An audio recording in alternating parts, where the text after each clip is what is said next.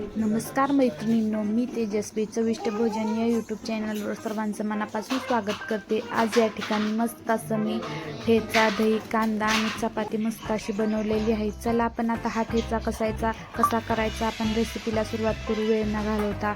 सुरुवातीला मी मस्त अशा हिरव्या मिरच्या स्वच्छ धुवून घेतलेल्या आहेत आणि त्यानंतर थोडंसं तेल तव्यामध्ये टाकलेलं आहे आणि तव्यामध्ये ह्या मिरच्या आपल्याला परतून घ्यायच्या आहेत।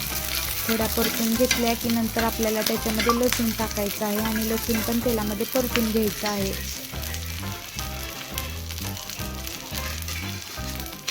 आता मी इथं लोखंडाचा तवा वापरलेला आहे। लोखंडाच्या तव्यामध्ये खूप छान अशी चव ह्या ठेच्याला येते। हा ठेचा तुम्ही भाकरीसोबत खाऊ शकता।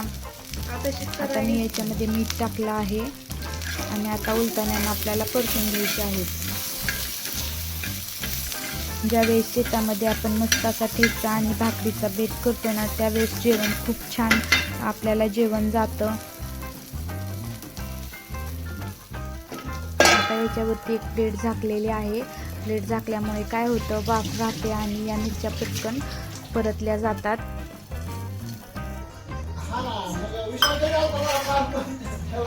अधूनमधून आपल्याला प्लेट काढायची आहे आणि थोड्याशा उलट्या पालट्या मिरच्या करायच्या आहेत, त्याच्यामुळे त्या मिरच्या करपत नाहीत। त्यानंतर पुन्हा एकदा आपल्याला प्लेट झाकून ठेवायची आहे।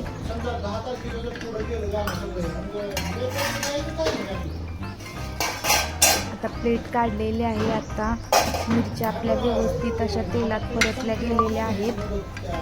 आता आपल्याला काय करायचं आहे, कांचीनं तवा व्यवस्थित पकडायचा आहे, म्हणजे हाताला चटके बसणार नाहीत, हात भाजणार नाहीत। आणि त्यानंतर मी इथं फुलपात्र घेतलेलं आहे। आता फुलपात्राने आपल्याला स्मॅश करायचे आहेत, म्हणजे तव्यामध्ये ह्या मिरच्या खरडून घ्यायच्या आहेत। या मिरच्या आपण मिक्सरमधून पण बारीक करू शकतो, परंतु मिक्सरमध्ये आपल्याला ह्याची चव लागत नाही। आता मी थोडंसं शेंगदाण्याचं कूट टाकलेलं आहे। हा शेंगदाण्याचा कूट मी अगोदर शेंगदाणे खरपूस असे तव्यावरती भाजून घेतले होते आणि मिक्सरमधून काढले होते आणि त्याच्यानंतर मी कूट बनवलं होता। तो कूट आता ह्या मिरच्यामध्ये टाकलेला आहे आणि ह्या आपल्याला फुलपात्राने व्यवस्थित अशा स्मॅश करून घ्यायच्या आहेत। मिक्सरच्या भांड्यामध्ये केलेल्या ठेच्याला चव येत नाही, त्याच्यामुळे इथं मी तव्यामध्ये केलेलं आहे। हवं तर तुम्ही इथं खलबत्त्याचा पण वापर करू शकता, परंतु झटपट जर हवा असेल तर ही एकदम साधी आणि सोपी पद्धत आहे, जो पटकन आपला ठेचा बनवून तयार होतो, जास्त वेळ लागत नाही। मी आता ताटामध्ये सर्व करून दाखवते, तुम्ही बघू शकता।